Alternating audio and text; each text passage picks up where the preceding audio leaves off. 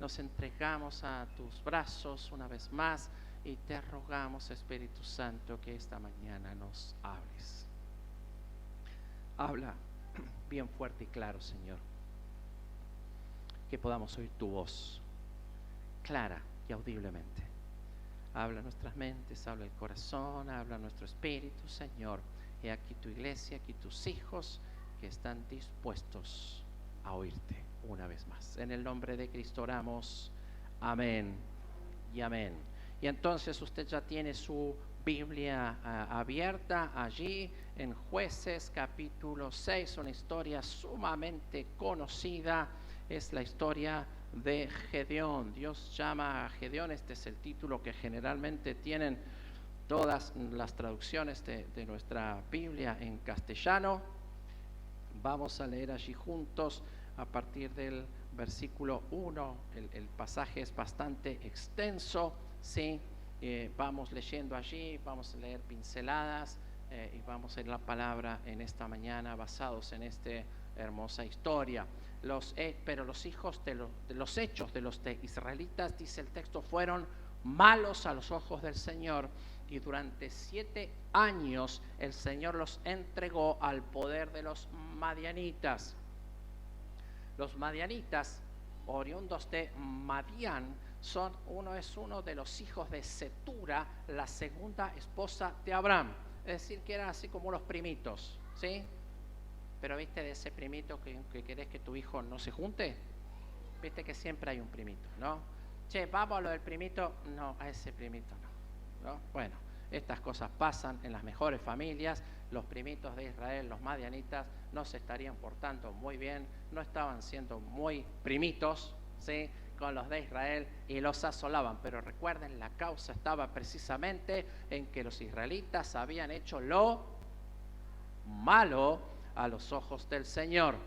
Como los madianitas, versículo 2, oprimían cada vez más a los israelitas, estos, por temor a los madianitas, se hicieron escondites en los cerros. Se escondían en cuevas y en lugares difíciles de alcanzar. Ellos huían de la tierra que era suya, precisamente por miedo a estas hordas de madianitas que invadían su tierra.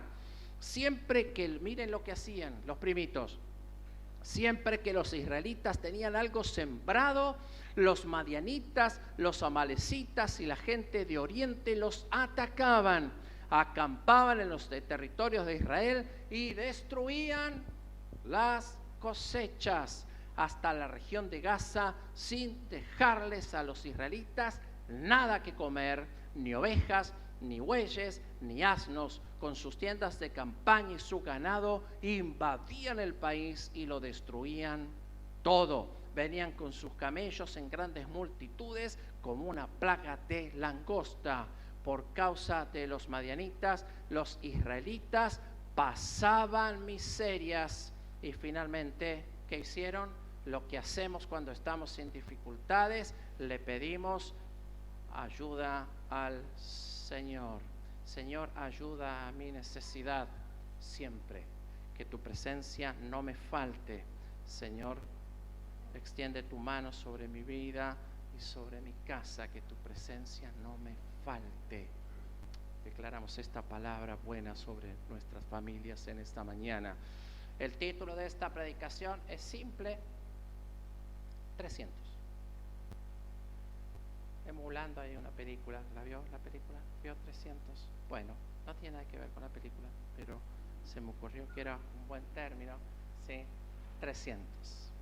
Esta es una historia que desafía la lógica. Lo que sigue en el texto, lo que acabamos de leer, es la introducción a la historia. Después de esto, y estas son las circunstancias en las cuales Dios llama a este hombre, Gedeón, que está ocupado en los campos de su padre. Desde un principio, Dios siempre llama personas ocupadas, personas esforzadas, personas que trabajan. ¿Por qué? Porque el ministerio también requerirá esfuerzo y trabajo.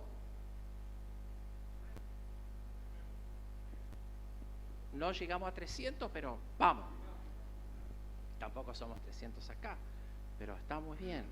Entonces lo que sucedió es que Dios llama a Gedeón para que él prepare un ejército para ir contra los madianitas.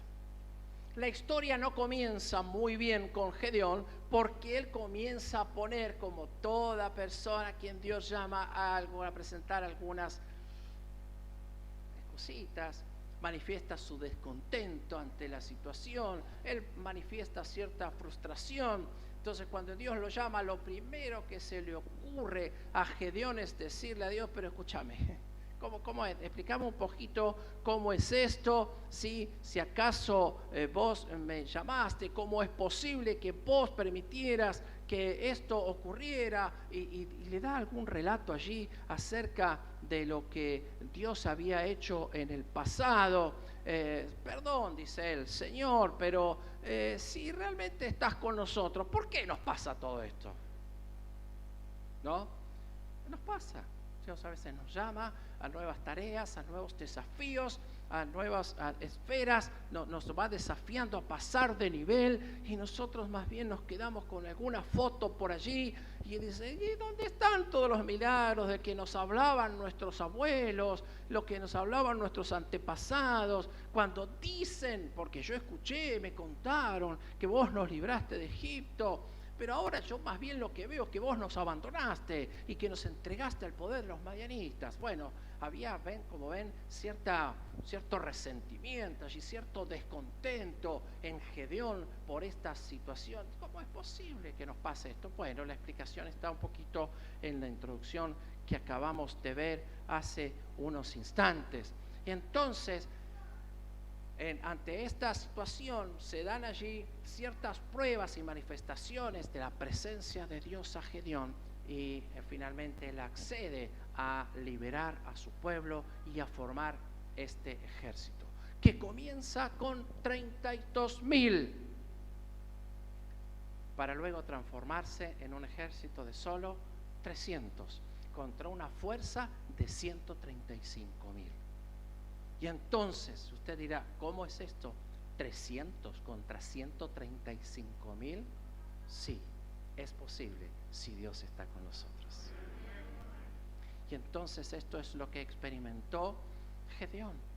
Y entonces, y aunque por eso digo que esta es una historia que desafía toda lógica, 300 elegidos para derrotar a 135,000.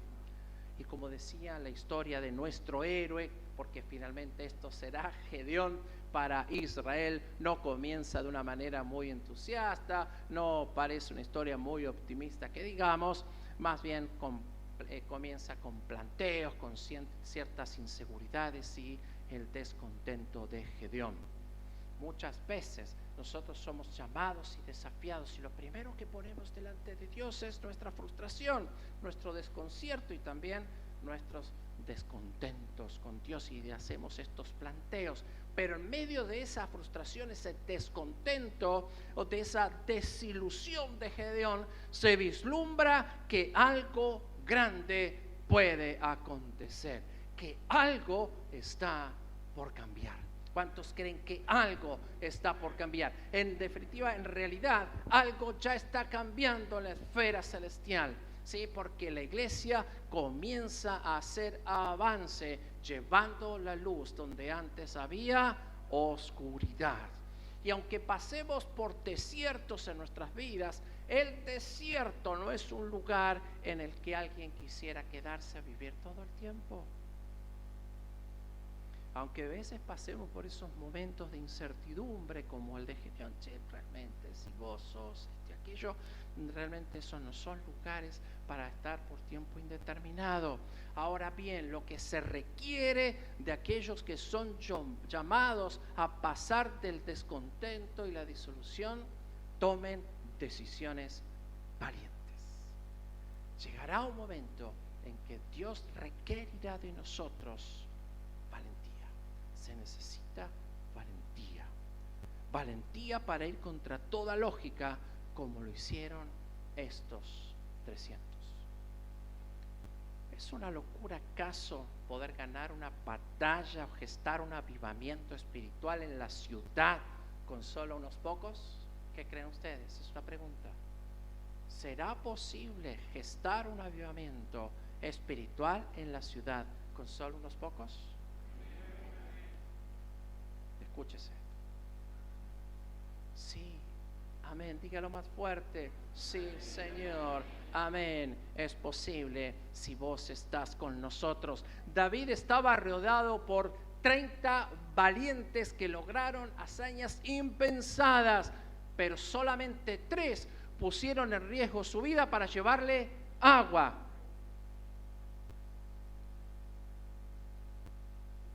Cuando los cananeos allí habían tomado Belén. Esta historia comienza con 32.000, que luego fueron 10.000, hasta finalmente llegar a los 300 que hicieron frente a un ejército poderoso y afrontaron una batalla crítica. Amados, no se trata solo de número, no es la cantidad, la historia es acerca de aquellos que están decididos y dispuestos a ir al encuentro del Dios viviente y todopoderoso y hacer frente a toda batalla, vistiéndonos de la armadura de Cristo para hacer frente a las huestes de maldad. ¿Cuántos dicen amén a esto? Esta es la historia de cómo lo ordinario se transforma en algo extraordinario, cómo Dios escoge a personas comunes. Es la historia de cómo lo vil, así está puesto en palabras de Pablo, Dios toma lo vil y necio del mundo. Dios ha escogido ciertamente lo vil y necio de este mundo para avergonzar y derrotar a los poderosos. Es una historia de cómo la determinación puede cambiar lo peor de las circunstancias en el momento más grandioso de tu historia. Estamos siendo llamados a ser partes de algo más grande que nosotros.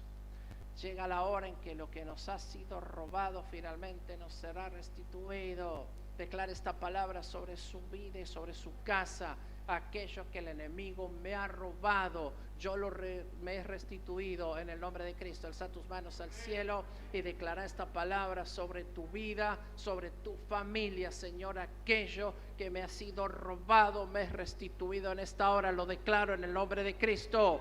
Pero no se trata solo de restituir, sino de vencer sobre todos tus enemigos.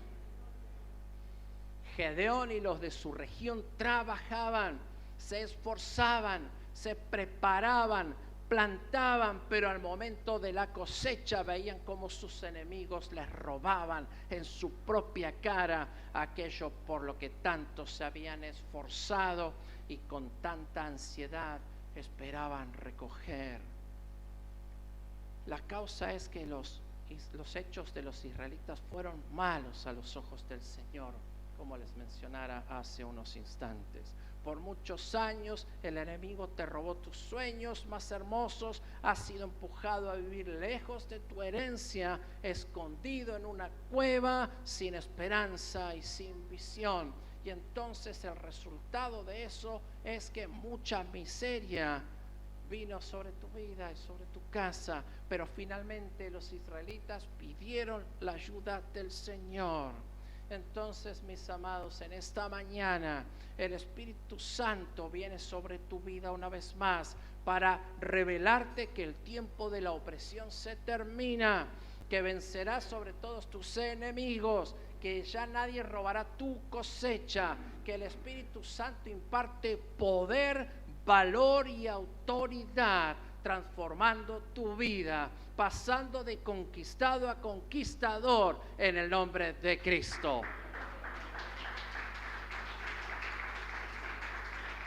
Es tiempo de levantarnos y tomar nuestra posición, diciéndole al enemigo que somos hijos de Dios, que tenemos un llamado a seguir a Cristo, a Jesús. Esta mañana es tiempo de acceder a mucho más que las misericordias de Dios. Hay cristianos de primer nivel y hay cristianos de un segundo nivel. Hay quienes viven en el perdón, en la gracia y la misericordia, y está extraordinario, está genial. Pero es tiempo de comenzar a vivir en el poder del resucitado. Eso es lo que yo llamo cristianos de otro nivel. no se contentan solamente con haber sido salvados un día, haber sido rescatados de tinieblas y oscuridad, sino que aún anhelan más. Te doy una noticia: hay más de Cristo para tu vida, hay más del Espíritu Santo para tu vida, hay más del poder de Dios disponible para tu vida. Decláralo en esta mañana: hay más de Dios para mí, hay más de Él. Israel fue liberado de Egipto, pero ellos, aún habiendo sido liberados, no creían que tuvieran el poder suficiente para vencer gigantes. Habían sido rescatados, pero en su corazón aún eran esclavos, pues se sentían insignificantes ante sus enemigos. Cuando Moisés manda a Josué y a Caleb a espiar la tierra, junto con otros 10 dan un informe idéntico al que dan Josué y Caleb. Pero Josué y Caleb eran sostenidos por un espíritu diferente. Mi oración en esta mañana, alza tus manos al cielo, es que el espíritu de Josué y Caleb sean sobre tu vida. Que haya un espíritu diferente, espíritu de guerrero, espíritu de quien batalla y está dispuesto a enfrentar gigantes y vencerlos en el nombre de Cristo. Señor, te damos gracias por tu poder. Aquellos que habían sido rescatados no creían tener el poder y capacidad para conquistar.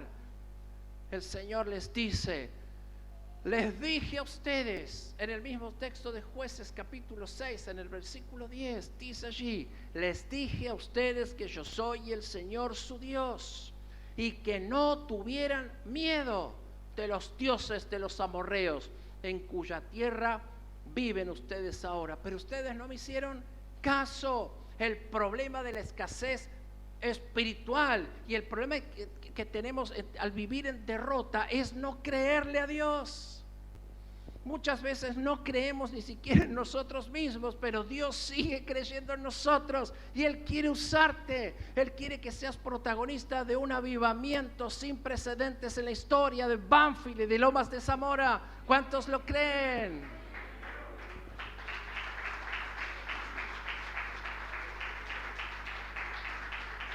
Hoy tenés que pasar del nivel de esclavo descalificado al nivel de llamado a manifestar el poder del reino de los cielos.